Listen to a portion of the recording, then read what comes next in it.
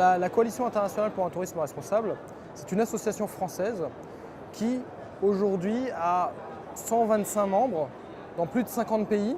Ces membres sont principalement des acteurs du tourisme responsable à l'international. Et l'objectif de la Coalition internationale, c'est de mobiliser et de convaincre l'ensemble des acteurs du tourisme de l'intérêt du tourisme responsable. À l'instar de la journée mondiale du tourisme du 27 septembre, nous avons décidé de lancer cette journée mondiale du tourisme responsable tous les 2 juin, que ce soit en France, à l'international. Et ça fait depuis 2007 maintenant. On a 2 parties. L'une partie, c'est d'organiser une journée d'expertise à Paris, où l'objectif est vraiment de sensibiliser et de convaincre les hauts dirigeants du tourisme et les professionnels sur un thème précis.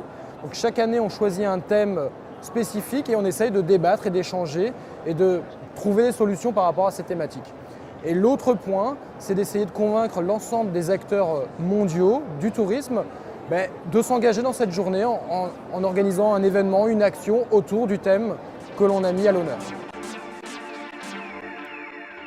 Alors en matière de partenariat, clairement, on a besoin de tous les autres acteurs pour se développer. Donc des partenariats bien sûr sur la communication et la diffusion d'informations. Donc bien sûr comme le site Voyageons Autrement aujourd'hui qui fait référence sur la sensibilisation du grand public sur ces questions de tourisme responsable, mais également d'autres questions sur les professionnels du tourisme par exemple, mais également les associations de terrain qui nous font remonter en fait les problématiques liées à un tourisme peut-être moins responsable.